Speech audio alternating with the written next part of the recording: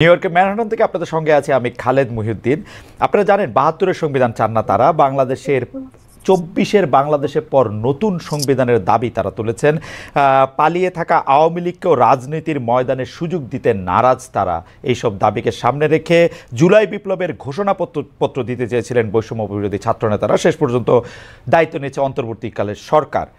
যদিও সরকারের সমন্বয়কদের প্রতিনিধি আছেন, এসব বিষয় নিয়ে কথা বলার জন্য আজ আমাদের সঙ্গে রয়েছেন জুলাই বিপ্লবের রূপকার, বৈষম্য বিরোধী ছাত্র আন্দোলনের আহ্বায়ক জনাব হাসনাত আবদুল্লাহ। জনাব হাসনাত আবদুল্লাহ, আপনাকে আমাদের অনুষ্ঠানে স্বাগত জানাই। আপনাকে ধন্যবাদ, আপনি আমাদের সাথে যুক্ত হয়েছেন আপনার মূল্যবান সময়ের কাছ থেকে।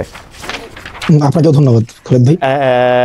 জনাব আবদুল্লাহ, আমি আজকে আসলে ছোট বড় মিলিয়ে অনেকগুলি বিষয় আপনার কাছ থেকে জানতে চাইবো যে আপনি মানে ওই যে প্রশ্নের উত্তরটা কি লেংথে দিবেন সেটা একটু ঠিক করে নিয়েন। আমি মাঝে মাঝে আপনাকে একটু ইন্টারাপ্ট করবো, এটা নিয়ে বেয়াদবি নিয়েন না আর কি।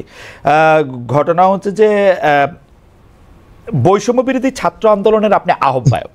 তো আমরা জানি যে ১৫৮ জন সমন্বয়ক ছিলেন, আরও অনেকেই ছাত্র আন্দোলনে অংশ নিয়েছেন, কিন্তু আপনি যে এটার আহ্বায়ক হলেন এটা কি কোনো নির্বাচনের মধ্যে দিয়ে? আচ্ছা খালেদ ভাই, এই প্রসঙ্গে যাওয়ার আগে আপনার প্রোগ্রামের নাম তো হচ্ছে খালেদ মহিউদ্দিন জানতে চাই। আমরা আজকে আপনার কাছে একটা জিনিস জানতে চাই। আপনি তো টক শো। জনাব আব্দুল্লাহ, আমার প্রোগ্রামের নাম ঠিকানায় খালেদ মহিউদ্দিন। আমার প্রোগ্রামের নাম ঠিকানায় খালেদ মহিউদ্দিন, মানে অর্থাৎ আমরা আপনাকে চিনি খালেদ মহিউদ্দিন জানতে চাই, ওই টাইটেল থেকেই হচ্ছে আপনি একটা আমাদের কাছে একটা অবস্থান তৈরি হয়েছে। তো সেই জায়গা থেকে আমরা আজকে আপনার কাছে একটা জিনিস জানতে চাই। মানে শুরুটাই করছে, আপনি তো টক শো করছেন অনেক বছর ধরে, তো আজকে আমি আপনাকে প্রশ্ন করি। মানে যে প্রশ্নটা হচ্ছে যে ভাই, ফ্যাক্ট এবং অ্যাজাম্পশন, হেজিং, এই বিষয়গুলো কি এক কিনা? মানে একটা অ্যাজাম্পশন করলাম, হাইপোথিসিসের ভিত্তিতে ফ্যাক্ট হিসাবে কি চালানো যায় কিনা?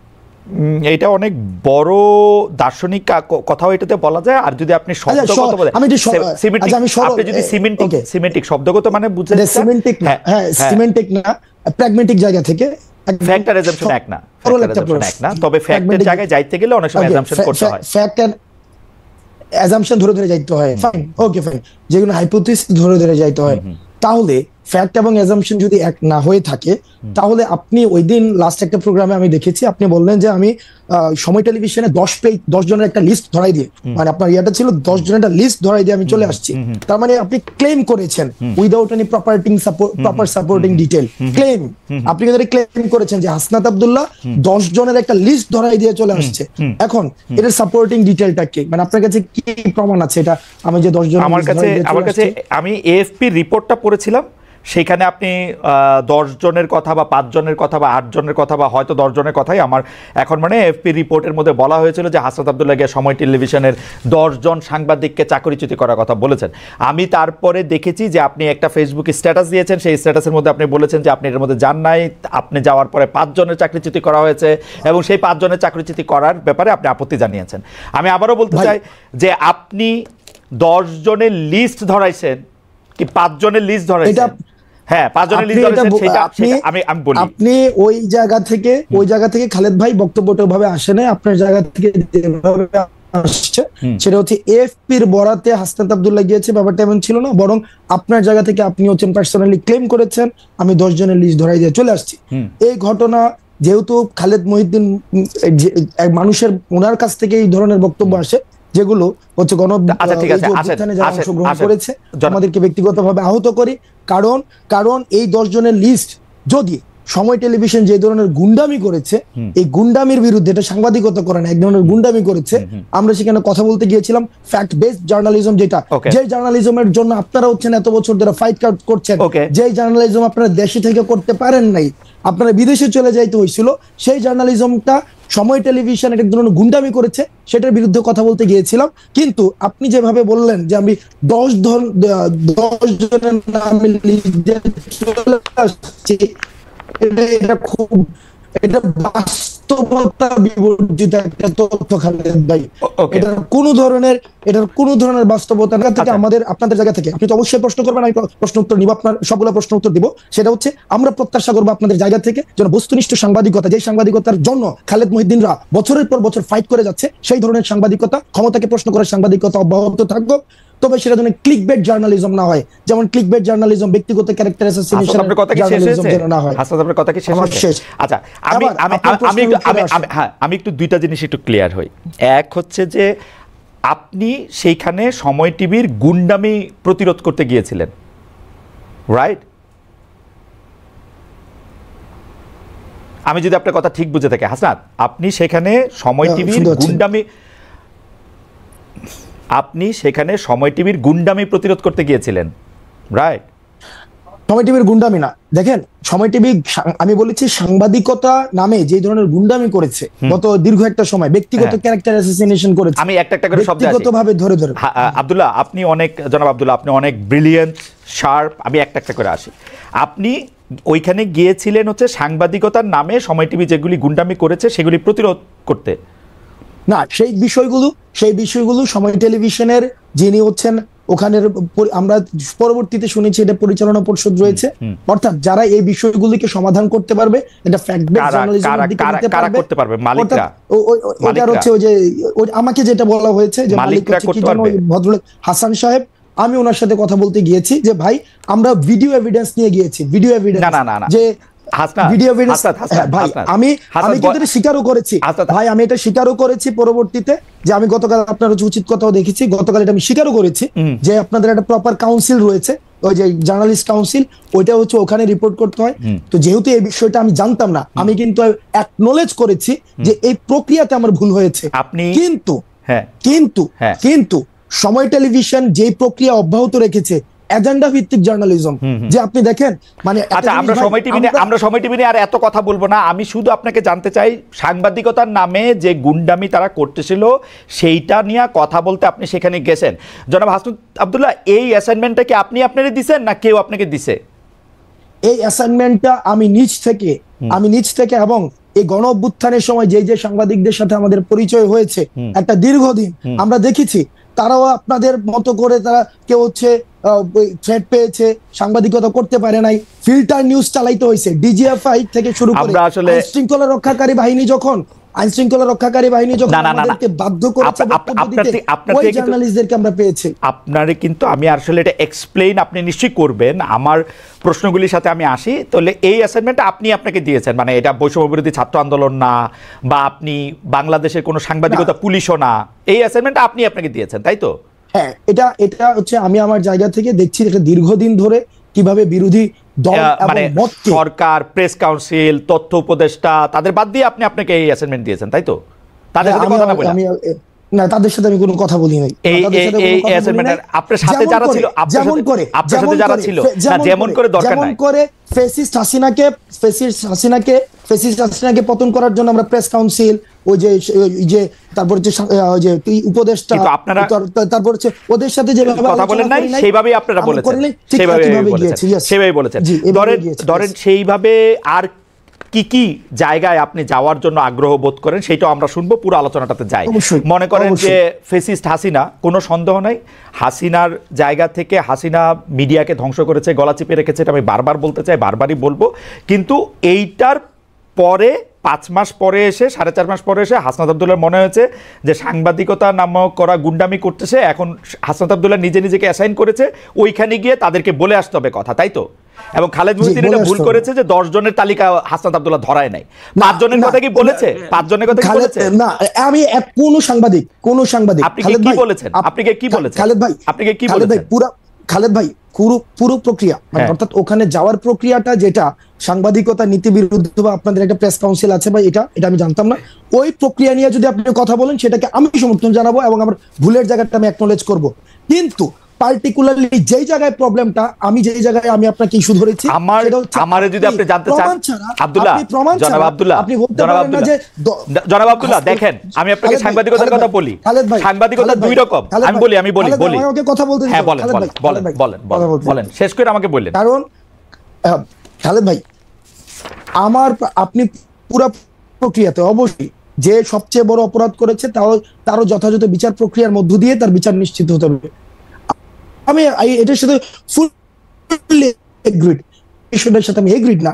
আপনি প্রমাণ ছাড়া আপনি বলেছেন যে 10 জনের লিস্ট হাসনাত আব্দুল্লাহ ধরাই নিয়ে আসছে, আমি একজনের কোনো লিস্ট দেয় নাই। সেখানে হাসান সাহেবের সাথে কথা হয়েছে, সেখানে তারেক জিয়াকে কিভাবে হচ্ছে পার্সোনালি অ্যাটাক করা হয়েছে, 21শে আগস্ট নিয়ে কিভাবে রিপোর্ট করা হয়েছে। আমি আপনার সাথে একমত আব্দুল্লাহ, আমরা অনুষ্ঠানটা আগাই। আমি আপনার সাথে একমত যে 10 জনের লিস্ট আপনি ধরান নাই, আপনি একজনের লিস্টও ধরান নাই, কিন্তু আমি আমার অন মাই ডিফেন্স আমি শুধু বলে রাখতে পারি যে 2 ধরনের সাংবাদিকতা আছে, একটা হচ্ছে সাবজেক্টিভ, একটা হচ্ছে অবজেক্টিভ। আমি যখন আমার মত দেই, এটা আমার মত, এখন আপনি আমার মতরে আপনি চ্যালেঞ্জ করতে পারেন, আমার মততে আপনি আলাদাভাবে জিজ্ঞেস করতে পারেন। আমার মতের বিরুদ্ধে যখন আপনি আপনার মত দিচ্ছেন, আমি এটা প্রচার করতে চেষ্টা করছি আমার জায়গা থেকে, এখন আমি এটা চেষ্টা করতেছি, আপনি তো এখানে আসছেনই। আমরা অনুষ্ঠানের মধ্যে দিয়ে সামনে দিয়ে আগাই, কারণ এটা আসলে এই কিছু কথা তো আপনার থেকে আমরা শুনতেই চাই। সেইটা হচ্ছে যে ধরেন 158 জন সমন্বয়কের মধ্যে যে আপনি আহ্বায়ক নির্বাচিত হয়েছেন, এটা কোনো বা নির্বাচিত হয়েছেন কিনা, এটা কি প্রক্রিয়ার মধ্যে দিয়ে হয়েছে? ওকে, 158 জনের দেখেন, এই যে অভ্যুত্থান পরবর্তী সময়ে সমন্বয়ক নামে আমরা বারবার বলেছি, সমন্বয়ক নামে বিভিন্ন জায়গায় হচ্ছে চাঁদাবাজি, তারপরে হচ্ছে বিভিন্ন জায়গায় অ্যানোমালিস ক্রিয়েট হচ্ছিল। এখন দেখেন, বিপ্লব যখন হচ্ছে গণ অভ্যুত্থানের সময় বিভিন্ন হচ্ছে কন্ট্রিবিউশনের ভিত্তিতে আমরা সমন্বয় করেছিলাম, তখন দেখা যেত কি সমন্বয় খুঁজে পাওয়া যেত না, রিস্ক নিতে চাইতো না। কিন্তু অভ্যুত্থান পরবর্তী সময়ে সবাই সমন্বয় পরিচয় বিভিন্ন জায়গায় একটা অথরিটেটিভ একটা মনোভাব নিয়ে যেতে যাচ্ছিল। তো তখন সেই জায়গা থেকে যখন কারো হচ্ছে অভিযোগ আসছে, আমি কিন্তু তাকে অ্যাকাউন্টেবিলিটির মধ্যে নিয়ে আসতে পারি না, কারণ সেই জায়গা থেকে যেন এটার একটা ফিল্টার প্রসেস হয়। আমরা এই যে 158 জন সমন্বয়ক রয়েছে, আমরা তাদের সাথে বসেছি। হয় এবার এই মিটিং 158 জন ছিল কিনা সেটা হচ্ছে একটা বিষয় না, ওই মিটিং 158 জন ছিল না, কিন্তু অধিকাংশ আমরা সেখানে মিটিং বসেছি, অধিকাংশই, যাতে করে আমরা অভ্যুত্থান পরবর্তী সময়ে এই অভ্যুত্থান প্রতি বিপ্লবের যে বিভিন্ন কথাবার্তাগুলো বিভিন্ন সময় এসেছে এবং আমরা বিভিন্ন সময় বিভিন্ন মুভমেন্ট গুলো করেছি, সেই জায়গা থেকে আমরা এটাকে একটা প্রক্রিয়ার মধ্যে নিয়ে আসার জন্য অধিকাংশের মতামতের ভিত্তিতে আমি আহ্বায়ক হয়েছি। সার্জিস হচ্ছে জুলাই অধিকাংশের মতামতের ভিত্তিতে, এটাই আমার জানা ছিল, অধিকাংশের মতামতের ভিত্তিতে, অধিকাংশ সমন্বয়কের মতামতের ভিত্তিতে, মানে আপনারা একটা ভোটাভুটি করেছেন, তাই তো? না, ওইটা ভার্বালি, সেটাকে আমরা হচ্ছে প্রথমত আমরা সবাই একসাথে বসেছি, বসে আমরা একটা সিদ্ধান্ত নিয়েছি যে এই যে বিভিন্ন অভিযোগ আসছে, আমার বিরুদ্ধে অভিযোগ আসতে পারে, তখন সেটার অ্যাকাউন্টেবিলিটি প্রক্রিয়াটা কি হবে। ঠিক আছে, মানে এই প্রক্রিয়াটা আমরা বুঝছি, মানে ঘটনাটা হচ্ছে যে আহ্বায়ক পদে অধিকাংশের মানে কি বলে বাচনিক মতামতের ভিত্তিতে লিখিত কোনো কিছু না, আপনি নির্বাচিত হয়েছেন, তাই তো? হ্যাঁ, এটা একটা ভার্বাল, বাচনিক, সুন্দর একটা শব্দ। হ্যাঁ, আপনি নির্বাচিত হয়েছেন। আর কোনো ক্যান্ডিডেট ছিল আহ্বায়ককে, না আপনিই ছিলেন শুধু? না, আহ্বায়ক ক্যান্ডিডেট বলতে কি ওখানে এরকম হয় না যে 3-4 জন দাঁড়াইছিল আহ্বায়ক পদে, কয়েকজন সদস্য সচিব পদে, বিষয়টা এমন না। বিষয়টা হচ্ছিল এরকম যে কাকে হইতে পারে, কে হচ্ছে এখন কাকে আমরা দায়িত্বটা দিতে পারি, সেক্ষেত্রে বেশ কয়েকজনের নাম আলোচনায় আসছে। আর আমার নামটা সেক্ষেত্রে অনেকে অপোজ করেছেন, হাসান ভাই হওয়া উচিত না, অনেকে বলেছেন হাসান ভাই, বেশিরভাগ যাই হোক, একটা মানে মোটামুটি একটা কথা, তারপর হচ্ছে যে একটা আলোচনা, একটা বাচনিক সংলাপ, এগুলির মধ্যে এটা হয়েছে। থ্যাংক ইউ, আমার আর কিছু জানা নাই। আচ্ছা, হ্যাঁ, 2 নাম্বার কথা হচ্ছে যে এই যে জুলাই বিপ্লবের ঘোষণাপত্র 31 ডিসেম্বর আপনারা দিবেন, এইটা নিয়ে সিদ্ধান্ত আপনারা কবে নিয়েছিলেন? কেন আমি আপনাকে এই প্রশ্ন করতেছি যে এইটা নিয়ে সরকারের সঙ্গে আপনারা আলোচনা করছিলেন? কারণ আমরা দেখছি যে আপনারা যখনই জুলাই ঘোষণাপত্রের ঘোষণা দিলেন, জুলাই বিপ্লবের ঘোষণাপত্র করবেন, তখন সঙ্গেই প্রেস সচিব, প্রায় সঙ্গেই সরকারের প্রেস সচিব বলছে জুলাই বিপ্লব ঘোষণাপত্রের সঙ্গে সরকারের কোনো সম্পর্ক নেই, আপনার নিশ্চয়ই মনে থাকবে। 2 দিন পরে আবার তারা বলছে যে ঘোষণাপত্র বিষয়ে সরকারের মানে এই ঘোষণাপত্র দিবে হচ্ছে সরকার, তাই না? আমরা আপনার কাছে জানতে চাই যে এই আলাপটা আপনারা সরকারের সঙ্গে করছিলেন কিনা, সিদ্ধান্তটা কবে নিলেন যে জুলাই বিপ্লবের একটা ঘোষণাপত্র দিবেন? আমরা একটু আলোচনার স্বার্থে জুলাই বিপ্লবের ঘোষণাপত্র কেন প্রয়োজনীয় সেইটা নিয়ে পরে আলাপ করি। মানে আপনার সিদ্ধান্ত কবে নিলেন এবং সরকারের সঙ্গে আলোচনা করছিলেন কিনা? ওকে, তবে আমি বলার সময় হচ্ছে আমি একটা মানে এই সব ইন্টারফেয়ার করেন, আমি মানে ইন্টারফেয়ার করলে সেই ক্ষেত্রে বলতে অসুবিধা হয়, মানে আমি জাস্ট অনেকক্ষণ ধরে বলবো না। একটা বিষয় হচ্ছে যে আমরা কখন প্রয়োজনীয়তা বোধ করলাম যে এই যে জুলাই গণঅভ্যুত্থানের একটি ঘোষণাপত্র প্রয়োজন, আমরা তখনই যখন দেখলাম যে মিডিয়াতে একটা আওয়ামী সিম্প্যাথি ক্যাম্পেইন শুরু হয়েছে, খালেদ মহিউদ্দিন ভাইদের মতো মানুষও দেখলাম যে বিচারকে এক পাশ ডিঙিয়ে সেখানে হচ্ছে বা অন্যান্য পুরা একটা সব জায়গায় বুদ্ধিজীবী পাড়ায়, মিডিয়াতে, তারপরে হচ্ছে রাজনীতিবিদদের মধ্যেও দেখেছি যে আওয়ামী পুনর্বাসনের একটা প্রক্রিয়া বা একটা সিম্প্যাথি ক্যাম্পেইন শুরু হয়েছে, এবং এই গণ অভ্যুত্থানকে বিভিন্ন জায়গায় ডিজোন করার একটা প্রক্রিয়া আমরা দেখেছি, ইনিশিয়েটিভও দেখেছি। এবং এটা গণ অভ্যুত্থান হয় নাই, সেখানে জাস্ট একটা মানে এমন ভাবে বলা হয়েছিল, আপনি যদি দেখেন ইন্টারন্যাশনাল অনেক মিডিয়াতে ফ্রেজিংটা খেয়াল করবেন, সেখানে বলা হচ্ছে পলিটিক্যাল আপহিভাল। তাহলে political upheaval, political uprising and revolution, তাহলে এটার ইন্টেন্সিফিকেশনের মধ্যে কিন্তু একটা পার্থক্য রয়েছে। এবং একটা দেখেন, আওয়ামী লীগ দেশ থেকে চলে গিয়েছে, কিন্তু তাদের যে ন্যারেটিভ সেলগুলো রয়েছে, তাদের যে কনস্পিরেসির যে হচ্ছে কম্পার্টমেন্ট গুলো রয়েছে, এখনই কিন্তু সেগুলো বুত্থান যারা রয়েছে তাদের ইন্ডিভিজুয়ালি ক্যারেক্টার অ্যাসাসিনেশন করা শুরু হয়েছে, এবং বিতর্কিত করার জন্য প্রয়োজনীয় রাষ্ট্রীয় উদ্যোগের বিভিন্ন আয়োজন নেওয়া হচ্ছে। এবং যে স্বপ্ন নিয়ে, যে লক্ষ্য নিয়ে এই জুলাই গণঅভ্যুত্থানটি হয়েছে, একটি বড় একটি সামগ্রিক রাষ্ট্রীয় পরিবর্তনের জন্য, সেই জায়গায় কিন্তু বিঘ্নিত দেওয়া হচ্ছে। সেজন্য আমরা চেয়েছি এটার একটি অ্যাকনোলেজমেন্ট, যে এই জুলাই গণঅভ্যুত্থান সকল, আমরা বলছি না যে শুধুমাত্র বৈষম্যবিরোধী ছাত্র আন্দোলন করেছে, নো, বৈষম্যবিরোধী ছাত্র আন্দোলনের নেতৃত্বে সকল ফেসিবাদ সরকারের সাথে আলোচনা করেছিলেন কিনা? সবার না, আমরা সরকারের সাথে আলোচনা করে নাই। ওই সরকারের সাথে আলোচনা করে তো মাঠ থেকে সিদ্ধান্ত হয় নাই, মাঠ আগে সিদ্ধান্ত নেয়, মানুষ আগে মাঠের সিদ্ধান্তটা কে আগে বুঝতে পারলো? জনাব হাসনাত আব্দুল্লাহ আগে বুঝতে পারলেন কিভাবে মাঠের সিদ্ধান্তটা? দেখেন, মাঠের সিদ্ধান্তটা বুঝতে পারলেন যে খালেদ মহিউদ্দিন আওয়ামী লীগের পুনর্বাসন করতেছেন, তখন আপনারা সিদ্ধান্ত নিলেন যে না, এখন এটা জুলাই ঘোষণাপত্র দরকার। খালেদ মহিউদ্দিন খালেদ মহিউদ্দিন আওয়ামী লীগের পুনর্বাসন করতেছে না। খালেদ মহিউদ্দিনকে এখানে চলে মেটাফরিক একটা বিষয়, অর্থাৎ বলতে চাচ্ছি যে একটা মিডিয়া পাড়ায় সব জায়গায়, সব ক্ষেত্রে, মানে সব স্ট্রটাতে আপনার রাষ্ট্রীয় দেখেন স্টেট মেকানিজমের মধ্যে কোনো একটি জায়গায় নির্দিষ্ট একটি জায়গায় দেখেন, সেখানে আওয়ামী লীগীকরণ বা এই যে আওয়ামী একটি কাঠামো, এই কাঠামো মুক্ত কিন্তু আমরা করতে পারি নাই। সেটা হচ্ছে আমাদের জন্য দুর্ভাগ্য, এটা আমরা পারি নাই, এটা মেনে নিতে হবে, এটা রিয়েলিটি, আমরা এটা মেনে নিছি। আচ্ছা, সেই জায়গা থেকে আলোচনাটা বড় না করি, জনাব আব্দুল্লাহ, আলোচনাটা বড় না করি। অর্থাৎ সরকারের সঙ্গে আপনারা আলোচনা করেন নাই, আপনারা এটা একটা প্রয়োজনীয়তা বুঝতে পারছেন, যেহেতু আওয়ামী লীগের পুনর্বাসন বা আওয়ামীকরণের জায়গাটা থেকে আপনি এটাকে মুক্ত করতে চাইছেন, তাই তো? তো সরকারের সাথে আলোচনা করেন নাই। তবে এই জায়গায় যে রাজনৈতিক দলগুলো রয়েছে, যারা হচ্ছে আমাদের পূর্বসূরি, তাদেরই ইনিশিয়েটিভটা নেওয়ার প্রয়োজন ছিল। অনেক রাজনৈতিক দল রয়েছে যারা ফেসিবাদের বিরুদ্ধে একটা দীর্ঘ সময় অত্যাচার নির্যাতনের মধ্যে দিয়ে গিয়েছে, বিএনপি ছিল, জামাত ছিল, ওইটা উদ্যোগটা তাদের কাছ থেকে আসা উচিত ছিল। যেহেতু এই উদ্যোগগুলো আসেনি, সেই কারণে আপনারা কবে সিদ্ধান্ত নিলেন যে এটা 31 তারিখে এটা আপনারা দিতে চান?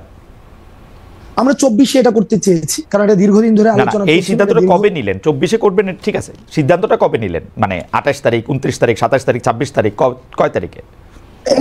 এটা হচ্ছে আমার প্রথম এই জুলাই প্রক্লামেশন আলোচনা হয়েছিল। প্রথম আলোচনা আজকে থেকে প্রায় 1.5 মাস থেকে 2 মাস আগে আমাদের নিজের মধ্যে আলোচনা হয়েছিল। 1.5 মাস আগে। এরপরে এটা 1.5 মাস আগে এটা হচ্ছে আলোচনা হয়েছিল, তারপরে কিছুদিন আলোচনা হয়নি, এটা নিয়ে আলোচনা হয়নি। পরবর্তীতে 2 উইকস ব্যাক আমরা এটা নিয়ে আবার আলোচনা করেছি। সরকারের পক্ষ থেকে যে এটা বলা হলো যে এটা একটা বেসরকারি ঘোষণা, তখন আপনাদের প্রতিক্রিয়া কি হলো? আপনারা আবার সরকারের সাথে গিয়ে, মানে এই প্রক্রিয়াটা যদি একটু আমাদেরকে একটু বলতেন, যে আপনারা আবার সরকারকে গিয়ে বুঝাইতে পারলেন, নাকি সরকার আপনাদেরকে বুঝাইতে পারলো যে তোমরা সইরে আসো, আমরা এটা দিব? কি রকম হয়েছে ব্যাপারটা আসলে? কারণ সরকার একদমই এটা থেকে আলাদা হয়েছিল, এটা একান্ত শিক্ষার্থীদের বিষয়, এই বিষয়ে সরকার অবগত নয়, ছাত্ররা যখন ঘোষণা দেবেন তখন দেখবে আমরা কি ঘোষণা ছিল, ইত্যাদি ইত্যাদি ইত্যাদি আর কি। তো সরকার, আপনারা কি সরকারকে বুঝাইছেন, না সরকার আপনার করে বুঝাইছে, নাকি আপনারা দুইজনে মিল্লা জিল্লা? সরকার আমাকে বুঝায় নাই, আমরা দুইজনে মিল্লা জিল্লাও কোনো কাজ করি নাই। এখানে বিষয়টা হচ্ছে যে আমরা পুরো আন্দোলনে যে আমরা যারা সমন্বয়ক ছিলাম, এখন যারা কাজ করছে, আমরা কি কাজ করেছি? আমরা সেটা হচ্ছে জনগণের ভাষাটাকে আমরা ইন্টারপ্রেট করেছি। জনগণের, দেখেন, মাঠ থেকে 1 দফার যে ঘোষণাটা, সেই ঘোষণাটা শহীদ মিনার থেকে আসার আগেই মানুষের সেই যেই হচ্ছে 1 দফা ঘোষণা করেছে। প্রত্যেকটা কর্মসূচি দেখেন, সেখানে মানুষ হচ্ছে এই কর্মসূচিগুলো আমাদের আগে দিয়েছে, আমরা সেই জায়গাটা সমন্বয় করেছি। ঠিক একইভাবে এই যে প্রক্লামেশন অথবা স্বীকৃতি, এটাকে আমি সহজীকরণ করি, এটাকে language of the common people করি। এই যে এটা গণ অভ্যুত্থানের স্বীকৃতি, এই স্বীকৃতির প্রয়োজনীয়তাটা মানুষ থেকে এসেছে। গভর্নমেন্টকে আমরা প্রথমে ডিজাইন করতে, আপনারা মনে করছেন যে গণ অভ্যুত্থানকে স্বীকৃতি দেওয়া হচ্ছে না, এটা কি আপনাদের মনে হচ্ছে? হ্যাঁ, আমরা বিভিন্ন জায়গায় বিভিন্ন সময় ঘোষণাপত্রের পরে এটা দেওয়া হবে এরকম আপনার মধ্যে মনে হচ্ছে? না, ঘোষণাপত্রে দেওয়া হবে ব্যাপারটা হচ্ছে কি, আমরা যখন দেখছি সব জায়গা থেকে এটাকে ডিজাইন করার একটা জনাব আব্দুল্লাহ, একটু করে আলাদা করি। যে যেমন ধরেন ঘোষণাপত্রের প্রয়োজন হচ্ছে কারণ গণ অভ্যুত্থানের স্বীকৃতিটা আমরা পাইতেছি না, তাহলে ঘোষণাপত্র এখন দিতে হবে। তো ঘোষণাপত্র দেওয়ার পরে গণ অভ্যুত্থানের স্বীকৃতিটা পাওয়া যাবে বলে আপনারা মনে করছেন, তাই তো? তাই হওয়া উচিত না লজিকে? না না, গণ অভ্যুত্থানের স্বীকৃতি এটা হচ্ছে প্রাতিষ্ঠানিক স্বীকৃতি, যেটাকে আমরা সরকার এটাকে ডিজাইন করলো কেন? সরকার এটাকে ডিজাইন করলো কেন? না না, মানে ইনিশিয়ালি দেখলাম যে প্রাইভেট ইনিশিয়েটিভ কিছু একটা বলেছে, এই জায়গায় তারা তাদের জায়গা থেকে বক্তব্য দিতে পারে। আমরা তো মিল্লা জিলা, আপনি যেটা বললেন যে মিল্লা জিলা, আপনার খালেদ ভালো লাগে, আপনার মাঝে মাঝে যে গতকালের প্রোগ্রামে দেখেছি আপনার যে ডায়ালেক্টিক্সটাকে খুব মানে পাবলিক এনগেজ করে, আই অ্যাপ্রিশিয়েটেড। আমরা এটা ফরওয়ার্ড করি না, আমাদের এই যে ধরেন তাহলে সরকার এটাকে মনে করছে আপনাদের বক্তব্য আসলে ঠিক না, তাই তো নাকি?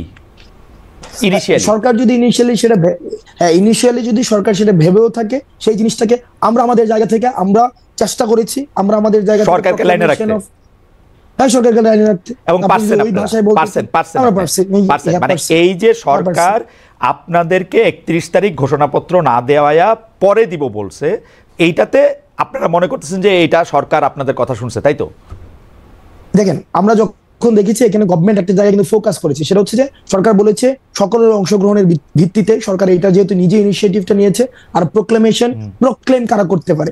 প্রক্লেম হচ্ছে আমরা বারবার চেয়েছি আমরা যে এটা স্টেট পর্যায় থেকে যেন সেটাকে লিগ্যালি এন্ডোর্স করা হয়। তো লিগ্যালি এন্ডোর্স করার জায়গা থেকে ঐক্যমত, ওই জিনিসটা তো দাবি তো আসলে মাঠ থেকে, এখানে আবার স্টেট করতে আসলো। আমরা দেখেন, আমরা বারবার আমরা যে জায়গাটা হচ্ছে চেষ্টা করছি এখনো পর্যন্ত, আমরা ইউনিটিকে আমরা ফোকাস করছি সবকিছুতে, যাতে করে এই গণঅভ্যুত্থানের প্রত্যেকটি অংশীদার এই গণঅভ্যুত্থানে যারা অংশগ্রহণ করেছে সবারই অ্যাকনলেজমেন্ট। এখন স্টেট যেহেতু বলেছে আমরা একটা ন্যাশনাল প্রোগ্রামের মধ্যে দিয়ে, এই শব্দটা হয়তো নেই, বলেছে যে সকল অংশীদার ও অংশজনের অংশগ্রহণের ভিত্তিতে তো সরকার বলছে নিজেরাই হচ্ছে সেটাকে হচ্ছে আমরা করব। একটু করে বলি সরকার যেহেতু বলছে যে এখন একটু করে করবে, সবার সাথে অংশগ্রহণ করে করবে, তখন আপনারা বলছেন যে ঠিক আছে, আপনারা সরকারকে বুঝাইতে সক্ষম হয়েছেন যে আপনারা কি চান, তাই তো? ঠিক আছে, তাইলে আপনাদের মনে ওই শঙ্কা নাই? আমি একটু করে বুঝাই, সেটা হচ্ছে যে আমরা প্রোক্লামেশন অফ যে রিভলিউশন, যেটা অথবা ডিক্লারেশন অফ রেভলিউশন, সেটাকে ঘোষণার পরে সেটাকে গভর্নমেন্ট এন্ডোর্স করতে হইতো, কনস্টিটিউশনাল অ্যাকোমোডেশন প্রয়োজন ছিল। এখন গভর্নমেন্ট যেহেতু নিজেই আমরা ঘোষণা করার পূর্বেই একটা ইনিশিয়েটিভ নিচ্ছে, তার মানে হচ্ছে প্যাসিভলি সে এই প্রোক্লামেশন অফ রেভলিউশনকে সে এন্ডোর্স করছে। তো যেহেতুই করছে, সুতরাং আমাদের অবজেক্টিভ যেহেতু এক হয়েছে, সুতরাং সেই ক্ষেত্রে পরবর্তী সিদ্ধান্তকে তো আমরা বিরোধিতা জানানোর কোনো ফ্যান্টাস্টিক, কোনো অসুবিধা নাই আমার। আপনি একটু করে বুঝায়েন আমারে, আপনার থেকে অনেক কিছু শিক্ষা গ্রহণ করার আছে আমার, মানে it's like lesson to me. আমি আপনাকে বলি, আপনারা যে প্রোক্লামেশনটা বানাইছেন এটা সরকারের দিবেন, বিভিন্ন পলিটিক্যাল পার্টির অলরেডি দিবেন, তাই তো? না, প্রোক্লামেশন বানানো হয় নাই। না, প্রোক্লামেশন না, দেখেন, প্রোক্লামেশন বানায়া সবাইকে দেওয়া হয় নাই, যে প্রোক্লামেশন ফাইনাল করে সবাইকে দেওয়া হয়েছে। ফাইনাল না, একটা ড্রাফট কি করছেন কিনা? ড্রাফট করছেন, একটা ড্রাফট ছিল, এবং ড্রাফটটাকে সবাইকে পাঠানো হয়েছে, যে ওটা ওপেন, মানে ব্যাপারটা কি এরকম জানাব আব্দুল্লাহ, যে ব্যাপারটা কি এরকম যে আপনারা একটা ড্রাফট করে পাঠাইছেন, মানে কমিউনিস্ট রেজিমে অনেকটা এরকম কথা কওয়া হইতো যে আমরা আসলে এই সভায় নেতার সিদ্ধান্ত সবাই মিলে সর্বসম্মতিক্রমে গ্রহণ করি। মানে আপনাদের সিদ্ধান্তই কি সবাই সর্বসম্মতি গ্রহণ করবে, নাকি ওই ড্রাফটের মধ্যে চেঞ্জ আসবে? ওটা জায়গা আছে না, ড্রাফটটা যদি চেঞ্জ নাই আসতো, ড্রাফটের যদি কোনো ধরনের নাই, তো আমরা তো বলতাম যে ধরেন এই প্রোক্লামেশনটা দিলাম, এটা হচ্ছে সবাই মাইনা নেন, আমরা তো এটা বলি নাই। আমরা হচ্ছে একটা স্ক্র্যাচ এখানে ছিল, এবং সবার এখানে দেখেন, আপনি নিশ্চিত আপনারা যে ড্রাফটটা দিবেন সেই ড্রাফটটা সবাই সবার মতামত দিয়ে আইসা 15 তারিখের মধ্যে এটা আবার সবাই মাইনা, সবাই এটার সাথে একমত হয়েও যাবে, যাদেরকে আপনারা পাঠাচ্ছেন? আপনারা নিশ্চিত তাদের সাথে কথা হয়েছে আপনাদের? এখন যদি নিশ্চিত না হয়, সেক্ষেত্রে গভর্নমেন্ট যে প্রমিস দিয়েছে, সেই প্রমিসের ভায়োলেশন। কিসের ভিত্তিতে গভর্নমেন্ট এই প্রমিস দিল? গভর্নমেন্ট তো আরেক অংশীজনের মতামত জানে না, তাহলে আপনার কথা ঠিক হইলে আপনাদের মতামত জানে না। গভর্নমেন্ট যেহেতু বলেছে, আপনি ওই যে গতকালের যে এটা প্রেস রিলিজ বলেছে, সেখানে স্পষ্ট ভাষায় বলেছে যে সকল অংশগ্রহণের ভিত্তিতে গভর্নমেন্ট নিজে ইনিশিয়েটিভ নেবে, এবং সবার মধ্য দিয়ে যখন আসবে, তার মানে হচ্ছে গভর্নমেন্ট রেসপন্সিবিলিটি। গভর্নমেন্ট প্রমিসটা কেমনে করলো যখন গভর্নমেন্ট জানে না যে আরেকজন মানুষ কি বলবে? গভর্নমেন্ট যে জানে না সেটা তো সেটা তো আর আমার সাথে আলোচনা করে নাই। ওয়েল তাহলে গভর্নমেন্ট অলরেডি জানে, গভর্নমেন্ট অলরেডি জানে না, যেহেতু গভর্নমেন্ট ডিক্লারেশন দিয়েছে তার মানে জানে। আমি যদি এটাকে আলোচনা আপনার কাছে লজিক্যাল মনে হচ্ছে ব্যাপারটা, অবজেক্টিভ ডিসকাশনে যদি আসে, গভর্নমেন্ট দেখেন আপনি 15 তারিখের পরে যদি প্রোক্লেমেশন না হয় তাইলে কি হবে সেটা নিয়ে আপনি আলোচনা করতেছেন, আর আমি আলোচনা করতেছি না না না না না না না 15 তারিখের পরে না, কিন্তু এই যে জনাব আব্দুল্লাহ, এই আমি আলোচনা করতেছি এই প্রোক্লেমেশনটা কিসের ভিত্তিতে বা কেমনে কইরা, প্রক্রিয়াটা কি, সবার মতামত কেমনে আসবে। আমি খালি এখানে দেখতেছি আপনার একটা প্রোক্লেমেশনের ড্রাফট কইরা, যেটাকে আপনি এখন স্ক্র্যাচ বলতেছেন, এইটা পাঠাইছেন বিভিন্ন লোকের কাছে। অন্য যারা অংশীজন আছে আপনারা ছাড়াও তো আরো কিছু অংশীজন থাকতে পারে, 2-1 জন অথবা অর্ধেকজন, আপনারা একজন থাকতে পারে। তো তাদের মতামত যদি অ্যাকোমোডেট করতে হয় তাহলে আপনারা তো জানেন না তারা এই আপনাদের স্ক্র্যাচের সাথে একমত হবে কি হবে না। আপনি বলতেছেন গভর্নমেন্ট জানলেও জানতে পারে, তো যদি না জানে, যদি গভর্নমেন্ট যেহেতু জানে, গভর্নমেন্ট জানে আরেকজন কি প্রস্তাব দিবে, গভর্নমেন্ট যেহেতু জানে এই কারণে ইনিশিয়েটিভ নিয়েছে। এখন আপনার যদি মনে হয় যদি 15 তারিখের পরে যদি বা হচ্ছে একটা আমরা আমাদের জায়গা থেকে 15 তারিখে আজকে বলেছি যে একদম দীর্ঘকাল আমরা আমাদের জায়গা থেকে আজকে বলেছি 15 তারিখের মধ্যে হইতে হবে, কিন্তু এটা দীর্ঘকাল, এটা অনন্ত অসীম সময় ধরে তো এটা হওয়া সম্ভব না। সেই জায়গা থেকে আমরা আমাদের জায়গা থেকে 15 তারিখ বলেছি। গভর্নমেন্ট যদি সেটাকে ভায়োলেট করে, গভর্নমেন্ট যদি একটা সময় বলে যে না রাজনৈতিক দলগুলো ঐক্যমত্য হয় না, সেটা হয় নাই, তো সেই জায়গা থেকে বা এই পার্টি অ্যাকোমোডেট মানে যদি গভর্নমেন্ট যদি বলে যে এই রাজনৈতিক দল এই অংশীজন, আমার মনে হয় যে হাসনাত আপনি একটু মানে প্রক্রিয়াটার ব্যাপারে পরে নিশ্চয়ই আরো ক্লিয়ার করবেন। এখন তো এটা মাত্রই আজকে 31 তারিখ, আপনি নিশ্চয়ই 1, 2, 3 তারিখে আরো বেশি করে দেখবেন। আর এটা তো ক্লিয়ার ভাই, এটা তো ক্লিয়ার না প্রক্রিয়াটা যে এটা কেমনে স্টেক হোল্ডারদের কাছে কি মতামত নেওয়া হবে, কোন বিষয়গুলোর উপর জোর দেওয়া হবে, এটাকে ডায়লগ ভিত্তিক মতামত নেওয়া হবে, মানে সবগুলি পক্ষ কিভাবে এক জায়গায় আসবে, নিশ্চয়ই সেটা একটা প্রক্রিয়া আছে, নিশ্চয়ই সেটা একটা প্রক্রিয়া আছে। সেই প্রক্রিয়াটা নিশ্চয়ই আপনারা ফাইনাল করবেন, আমার অসুবিধা নাই, আপনারা ফাইনাল করেন আরও, কারণ এটা তো মাত্রই আপনারা জিনিসটা সামনে আসলো। হাওয়েভার আপনি অনুমতি দিলে আমি একটু পরের প্রশ্নে যাইতে পারি। পরের প্রশ্নের মধ্যে থেকে বা পরের বিষয় যদি বলি যে মানে প্রশ্নটা এরকম করতে পারি যে আপনি নিজেকে যথেষ্ট, মানে এই প্রশ্নটার একটু লেয়ার আছে, এটার প্রথম প্রশ্নটা একটু করে নেই, আপনি নিজেকে যথেষ্ট দেশপ্রেমিক শক্তি মনে করেন কিনা, দেশপ্রেমিক মনে করেন কিনা? আমি নিজেকে দেশপ্রেমিক মনে করি, তবে এটা হচ্ছে ওকে ফাইন, হ্যাঁ ইয়েস। না আপনি আরেক লাইন বলেন, অসুবিধা নেই, অসুবিধা না আমি দেশপ্রেমিক মনে করি, দেশপ্রেমিক মনে করেন। ওকে, জামায়াত ইসলামের আমির বলেছেন দেশে পরীক্ষিত দেশপ্রেমিক শক্তি দুটা, একটা হচ্ছে সেনাবাহিনী আর একটা হচ্ছে জামায়াত। আমাদের প্রশ্ন হচ্ছে আপনি তার বক্তব্যের সাথে একমত কিনা, 2 হচ্ছে যদি একমত না হন দেশপ্রেমিক হইতে হলে আপনাকে সেনাবাহিনীর অংশ হইতে হবে অথবা জামায়াতের অংশ হইতে হবে, আপনি কোনটা? আমি জামাত নেতার এই বক্তব্য আমি শুনি নাই। আমি কি পড়ে শোনাবো কোটেশন?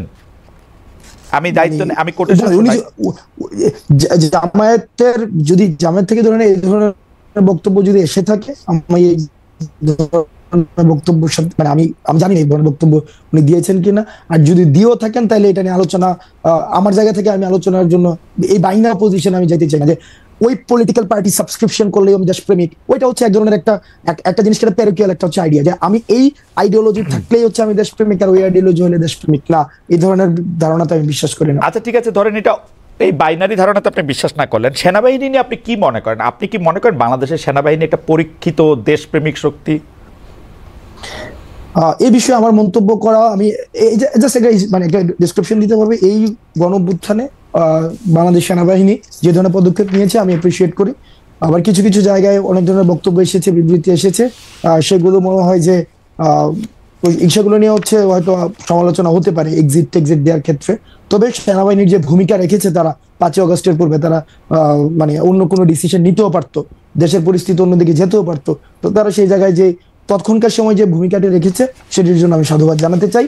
তবে সেনাবাহিনীর সার্বিক বিষয় যে এটা লিটমাস টেস্ট তো খালেদ ভাই নাই, এটা লিটমাস টেস্ট আপনি কেমনে করবেন যে ইভেন্ট বেসিসে লিটমাস টেস্ট হয় না যে এই ইভেন্টে দেশপ্রেমিক, ওই ইভেন্টে দেশপ্রেমিক, ওইভাবে দেশপ্রেমিকের লিটমাস টেস্ট নাই। কিন্তু এখন তো ইভেন্ট বেস মানে লিটমাস টেস্টও অনেক বেশি চলতেছে, তাই না? জুলাই আগস্টে করেছিলেন, তার আগে কি করছেন, হাসনাত সাহেব ক্রোড়পত্রে লিখছেন কিনা, এগুলিও তো নানা ধরনের মানে কথা আসতেছে, কিন্তু সার্বিকভাবে জিনিসটা দেখার জায়গা তো সার্বিকভাবে দেখার জিনিসটা তো আসলে নাই। তো এইটা তো আসলে অনেক সময় অনেক জায়গায় অনেক হার্ট করে যে মানে ধরেন এইটা ভাই সার্বিকভাবে আপনি মানে এই সার্বিক জায়গায় যদি আপনি আওয়ামী লীগকে রাখেন, এই সার্বিকভাবে যদি আপনি এই জায়গায় গত একটা দীর্ঘ সময় ধরে যে যেই রাজনৈতিক দলের কারণে খালেদ মহিউদ্দিনরা দেশে সাংবাদিকতা করতে পারে নাই, ওদেরকে যদি এই সার্বিক এই এই এই এই ফরম্যাটে রাখেন, এই কম্প্রিহেন্সিভ এর ব্যাপারটায় রাখেন, তাইলে আওয়ামী লীগ ছাড়া ওই সার্বিকতার মধ্যে আমি সবাইকে রাখতে চাই, কিন্তু এই জায়গায় আওয়ামী লীগ আসবে। আচ্ছা, আওয়ামী লীগ বাদ দিয়ে বাকি সবাইকে রাখতে চান। একটা প্রশ্ন চলে আসে যে আপনি আওয়ামী লীগকে মানে প্রশ্ন আমি অন্যভাবে করি, যে ধরেন এখন একটা বড় কথা আছে হচ্ছে যে মুজিববাদকে বাদ দেওয়ার, মানে যেই কথাগুলিকে মুজিববাদ হিসাবে বলা হইতেছে আর কি, সেইগুলিকে বাদ দেওয়ার, যেমন 31শে জুলাইও আমরা এটার মধ্যে দেখলাম যে মুজিববাদের আপনারা কবর করতে চান। এখন মুজিববাদ বলতে আসলে এক্স্যাক্টলি কোনটা? কারণ আমরা কিন্তু দেখেছি যে এই বৈষম্য বিরোধী ছাত্র আন্দোলনের সময়ও আমরা কিন্তু এটা একদম দেখেছি যে শেখ মুজিবের ভাষণ, বঙ্গবন্ধুর ভাষণ, 7 মার্চের ভাষণকে ইন্সপিরেশন হিসেবে ব্যবহার করার, যেটা আসলে আপনাদের সমন্বয়কদের মধ্যে থেকে কেউ কেউ এটা ব্যবহার করেছেন। আমরা দেখেছি ওই সময়কার স্লোগান ব্যবহার করার, তার কথা বলে মানুষকে ইন্সপায়ার্ড করার। তো এইটার এখন যে আবার আপনারা মুজিববাদের কবর চাচ্ছেন, সেইটার কারণ কি যে আপনারা পপুলিস্ট জায়গাটা থেকে, মানে জনতুষ্টিমূলক এই জায়গাটা থেকে এটা ধরতে চাচ্ছেন, নাকি ব্যাপারটা এরকম যে ওই সময় আপনারা এটা করেছেন যাতে আপনারা একটা কৌশল নিতে পারেন, যেই কৌশলে আবার বেশি লোক আপনাদের প্রতি আকৃষ্ট হতে পারে? কোনটা, মানে ওই সময়টা কৌশল ছিল নাকি এখনকারটা কৌশল? দুইটা তো দুই অবস্থান, তাই না?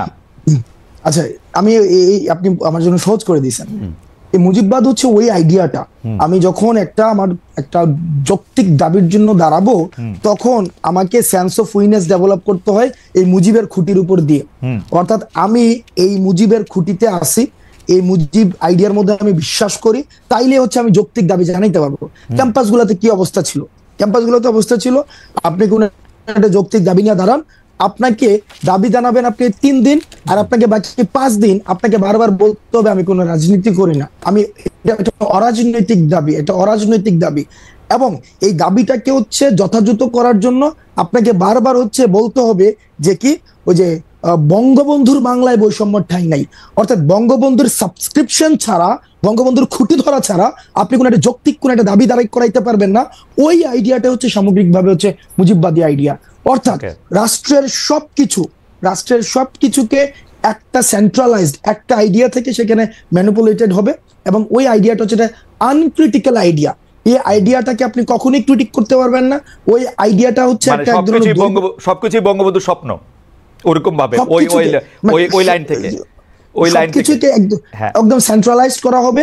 ওই আইডিয়াটাই হচ্ছে মুজিববাদী আইডিয়া। এখন এটার ভাই এটা একটা হিস্টোরিক্যাল ন্যারেশন আছে, এটার এটা সামাজিক এক ধরনের ব্যাখ্যা রয়েছে, অর্থনৈতিক এক ধরনের ব্যাখ্যা রয়েছে, এই জিনিসটা সামাজিক বাস্তবতার এক ধরনের ব্যাখ্যা রয়েছে। এটা তো ম্যাথস না যে এটা হচ্ছে এই মুজিববাদের এই আইডিয়াটা তো আসলে ফর্মুলেটেড, বা মানে হিসাবটা কি, এটা কি হাসিনা সরকারের সময় মুজিববাদের আইডিয়াটা হয়েছে, নাকি মুজিববাদের আইডিয়া শেখ মুজিবুর রহমানের সময়ও ছিল?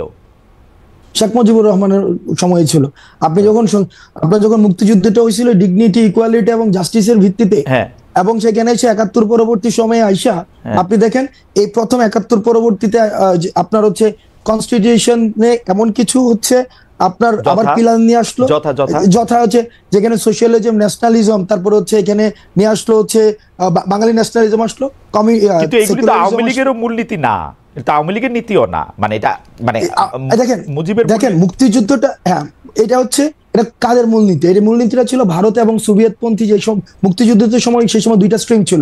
আপনি যদি তৎকালীন সময়, আমি চেষ্টা করছি এখন পড়ার, বা আগেও পড়ার চেষ্টা করেছি, তৎকালীন সময় বদরুদ্দিন উমর এবং হচ্ছে ভাষা নিয়ে আপনার লেখাগুলা যখন পড়ছি বা পড়ি, তখন দেখতে পাচ্ছি যে এখান থেকে কিন্তু একটা ব্যাপক একটা বিভাজন ছিল। অর্থাৎ যারা হচ্ছে পাকিস্তানের জন্য যেই গণপরিষদটা করা হয়েছিল পাকিস্তানের জন্য, ওইটা দিয়ে হচ্ছে আমরা একটা বাংলাদেশের কনস্টিটিউশন বানাইলো, সেটাতে পুরো রিফ্লেক্ট পাইলো হচ্ছে একটা ব্যক্তির একটা ধারণা, যেটার পরবর্তী হচ্ছে আপনি মনে করতেছেন যে গণতন্ত্র, সমাজতন্ত্র, ধর্মনিরপেক্ষতা, জাতীয়তাবাদ এইটা হচ্ছে সংবিধানের মূল সমস্যার জায়গা। আপনি না ভাই না, আপনি একদম যে এভাবে কনক্লুশনে চলে গেলে হবে না।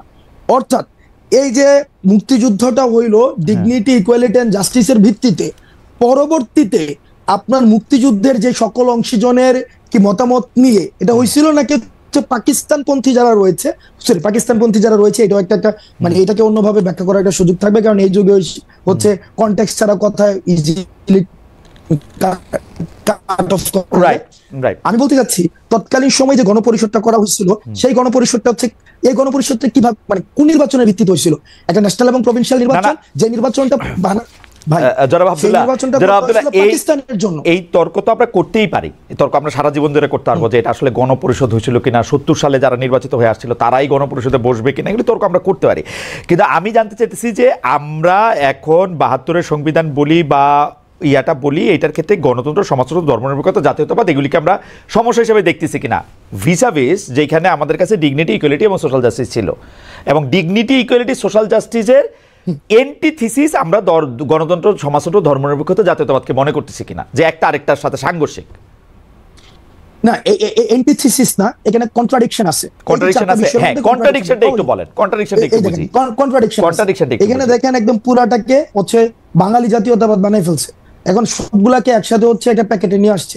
এখন পুরা এই জায়গায় আপনি দেখবেন যে ওইখানে গণপরিষদ থেকে তখন কিন্তু যতীন্দ্র নারায়ণ লারমা কিন্তু তখন উনি অনির্দিষ্টকালের জন্য হচ্ছে গণপরিষদ। না, ফ্যান্টাস্টিক। তাহলে এই একটা স্পেসিফিক সমস্যা পাওয়া গেল যে জাতীয়তাবাদটা এরকম বাঙালি এরকম হইতে পারবে না, তাই তো?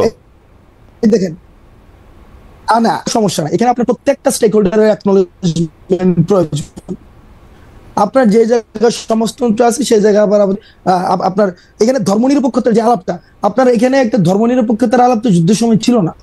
এখন আমাকে আবার এখানে বলা হইতেছে হাসনাত আব্দুল্লাহ আজকে ক্যাপশন যাবে যে এ ধর্মনিরপেক্ষতার বিপক্ষে। এটা এই ধরনের একটা ছোট 2 লাইনের 4 লাইনের আলাপ আলোচনা দিয়ে সম্ভব না। সংবিধান বিশেষজ্ঞ যারা আমরা দেখেছি, এটা আমি বুঝতে পারছি যে আমরা একটু মুভ অন করি। তার মানে আপনি বলতে চাইতেছেন যে ধর্মনিরপেক্ষতার আলাপটা আলাদা, কিন্তু সংবিধানে ধর্মনিরপেক্ষতা রাখা দরকার ছিল না, এটা রাখা হয়েছে, তাই কি? রাখা হয়েছে, এবং এটাকে এখন বাদ দেওয়া কিভাবে আসছে, এটাকে কি এখন বাদ দেওয়া দরকার মনে করতেছেন আপনি? আবার ভাই না না, নাকি এটা আপনি আলাপই চান না? আমি বুঝি না, কিন্তু এটা নিয়ে নাকি আপনি আলাপই চান না? না না, আমি আলাপ চাই, তবে হ্যাঁ অবশ্যই আলাপ চাই, সেটা আলাপ হওয়া উচিত। কিন্তু এটাকে যদি আপনি এভাবে বলতে চান, হাসনাত আব্দুল্লাহ এটা চাইছে যে সংবিধান হচ্ছে ধর্মনিরপেক্ষতা। আরে ভাই, হাসনাত আব্দুল্লাহ চাইছে সেটা বলবো কেন? আমি আলাপটা বোঝার জন্য আলাপটা হচ্ছে যে মুক্তিযুদ্ধটা যেভাবে হয়েছিল, মুক্তিযুদ্ধটা যেই অবজেক্টিভ সামনে রেখে হয়েছিল, পরবর্তীতে 72-এর যে সংবিধানটা হয়েছিল, এই মুক্তিযুদ্ধের গণ আকাঙ্ক্ষার প্রতিফলনটা এই সংবিধানটাই হয় নাই, আওয়ামী লীগের আকাঙ্ক্ষার প্রতি। আওয়ামী লীগের আকাঙ্ক্ষা জাতীয়তাবাদ, আমি একটু কয়ে রাখি, আমার জীবনেও মনে হয় না আওয়ামী লীগের আকাঙ্ক্ষা জাতীয়তাবাদ, আমার জীবনেও মনে হয় না আওয়ামী লীগের আকাঙ্ক্ষা ধর্মনিরপেক্ষতা। কারণ আওয়ামী লীগ ধর্মরে পুঁজি কইরা সবচেয়ে বেশি বাংলাদেশে অন্যায় করছে। আপনি খোঁজ নিয়ে দেখেন গত 15 বছরে সে যাদেরকে দুর্বল পাইছে, সে ধর্মীয় সংখ্যালঘু হোক, পাহাড়ি সংখ্যালঘু হোক, এই মানে অন্যভাবে সংখ্যালঘু হোক, যেমনে পারছে আওয়ামী লীগের অত্যাচারগুলি করছে। সুতরাং আওয়ামী লীগের আমার কখনোই ধর্মনিরপেক্ষ মনে হয় নাই, কখনো জাতীয়তাবাদী মনে হয় নাই, কখনো গণতন্ত্রী মনে হয় নাই। গণতন্ত্র মনে হইলে সে কোনোদিন ভোট লয়ে এরকম করতে পারতো না। আমরা এটার মধ্যে এটা দেখছি। কখনো তাদেরকে সমাজতন্ত্রী মনে হয় না। সমাজতন্ত্রী হইলে বাংলাদেশে এতগুলি ঋণ খেলাপি হইতো না, এতগুলি অলিগার্ক সৃষ্টি হইতো না। আওয়ামী লীগ এই সংবিধানের 4 মূলনীতির একটাও মানে নাই। এটা হলো আমার ছোট্ট 2 পয়সার মধ্যে। কনস্টিটিউশন তার মানে এটা তো কনস্টিটিউশন তো তাহলে কমপ্লিটলি ফেল করছে। না না, আওয়ামী লীগ যা যা কিছু করছে, শুনেন হাসনাত, আমার মতটা হলো আওয়ামী লীগ যদি আপনারা কনস্টিটিউশন ভঙ্গ করছেন এই কারণে আপনাদের শাস্তি দিবে, এই একটা স্বপ্নের জায়গায় থাকে, আমি বলবো বাংলাদেশে কোনোদিন ন্যায় বিচার প্রতিষ্ঠিত হইলে বাংলাদেশের সংবিধানের মূলনীতি ধ্বংস করার জন্য আওয়ামী লীগের বিচার সবচেয়ে আগে করা উচিত। এই এক্সিস্টিং মূলনীতি ধ্বংস করার জন্য গণতন্ত্র, সমাজতন্ত্র, ধর্মনিরপেক্ষতা, জাতীয়তাবাদ একটাও সে মানে নাই। আমি এটা গ্যারান্টি দিয়ে কইতে পারি, একটাও মানে নাই। এটা অসংখ্য উদাহরণ দেওয়া যাবে। আমি ঘটনা লম্বা করছি না, কিন্তু আপনারা যে সংবিধানটা করা হয়েছে, সংবিধানের মূলনীতির ভিত্তিতে করা হয়েছে, এটা কোনোদিনও বাস্তবায়ন করা হয় নাই। এটা আওয়ামী লীগ নিজেই খর্ব করছে। না, আওয়ামী লীগ খর্ব করছে না, আওয়ামী লীগ খর্ব করছে না। আমি শেখ হাসিনার আমলটায় আমি সাংবাদিকতা করি, আমি 15 বছরে কইতেছি আওয়ামী লীগ এটা হত্যা করছে। সুতরাং সংবিধানের দোষ আমি দেই না, সংবিধানের দোষ আমি দেই না। আমার কাছে মনে হয় সংবিধানে যাই থাক এটা এরকমই হয়েছিল। আপনারা কি করবেন সেটা নিয়ে আমি আসি, আপনাদের বক্তব্যে আসি। আওয়ামী লীগের কথা কয়ে লাভ নেই আমার এখন। আমি কি জানি বলে আপনারা জানেন যে আপনি আসবেন, সেই জন্য আমরা একটা পোল করি। সেই পোলের মধ্যে আমরা দিছিলাম জুলাই ঘোষণাপত্রের মাধ্যমে আওয়ামী লীগকে অপ্রাসঙ্গিক করা হবে বলেছেন বৈষম্য বিরোধী ছাত্র আন্দোলনের আহ্বায়ক হাসনাত আব্দুল্লাহ। বাস্তবায়ন করা সম্ভব হবে কিনা সেটা বলেছেন শতকরা 50% সম্ভব হবে, শতকরা 50% বলেছেন সম্ভব হবে না। খুবই বিচিত্র। আমার এই জীবনে আমি প্রথম কোনো একটা মানে জরিপ এরকম টাই হইতে দেখলাম।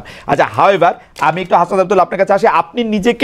আপনি তো অনেকগুলি জায়গায় যান, কখনো কখনো নিজেকে অ্যাসাইনমেন্ট দেন, কখনো কখনো অন্যরা আপনাকে যাইতে বলে। আপনি দেখি যে আপনি অনেক প্রবলেম শোনেন, কিছু কিছু প্রবলেম আপনি সলভও করতে চেষ্টা করেন। কেমনে করেন আমি জানি না, এইটা নিশ্চয়ই কোনো না কোনো একটা জায়গা আপনার আছে যে এখান থেকে আপনি প্রবলেম সলভও করেন। আপনি আমাকে একটা সরলভাবে বলতে পারেন যে আপনার আসলে জনগণের সাথে সম্পৃক্ততাটা আপনি কীরকম দেখেন বৈষম্য বিরোধী ছাত্র আন্দোলনের? তারা কি আপনাদের সাথে খুব সম্পৃক্ত? জনগণ আমাদের সাথে এখন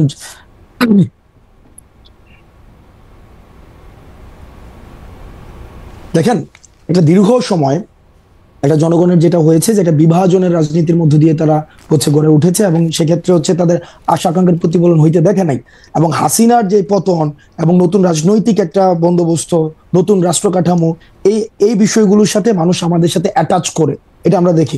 সবাই অ্যাটাচ করে বিষয়টা এমন না, আমি বলবো না যে শতভাগ মানুষ আমাদের সাথে অ্যাটাচ করেছে, বিষয়টা এমন না। কিন্তু তারা যে কথাগুলো বলতে চায়, তারা যেই ধরনের কর্মসূচি দেখতে চায়, তারা যেই ধরনের বাংলাদেশ দেখতে চায়, সেটি আমরা যখন এই ধরনের বাংলাদেশের কথা বলি, একটা উল্লেখযোগ্য সংখ্যক জনগণ আমাদের সাথে অ্যাটাচমেন্ট ফিল করে, এখনো পর্যন্ত ফিল করে। এবং আজকে যে আমরা কর্মসূচি দিয়েছি, আপনি দেখেছেন একবার এই কর্মসূচি হবে কি হবে না, এই দুদুল্যমান অবস্থায় কিন্তু বাংলাদেশের বিভিন্ন জায়গা থেকে, প্রান্তিক জনপদ থেকে, বিভিন্ন জায়গা থেকে মানুষ উঠে এসেছে। এখনো পর্যন্ত নতুন একটি রাজনীতিক, আপনি একটা মানে আরবান মিডল ক্লাসে একটা রাজনীতিক, আমরা এই যে প্রজন্মটা আই হেট পলিটিক্স প্রজন্মের মধ্য দিয়ে হয়েছে, আমরা মনে করেছিলাম এই প্রজন্ম রাজনীতি বিমুখ হয়েছে, দেশ কিভাবে গেল এই দিকে তাদের কোনো মনোযোগ নেই। এই প্রজন্মটা আমাদেরকে নিয়ে আশা দেখছে, এই প্রজন্ম আমাদেরকে নিয়ে আমাদের ছোটখাটো ভুলগুলো তারা আশাহত হয়, আমাদেরকে নিয়ে ক্রিটিক করে, কারণ আমাদেরকে নিয়ে তারা অনেক বেশি স্বপ্ন দেখে।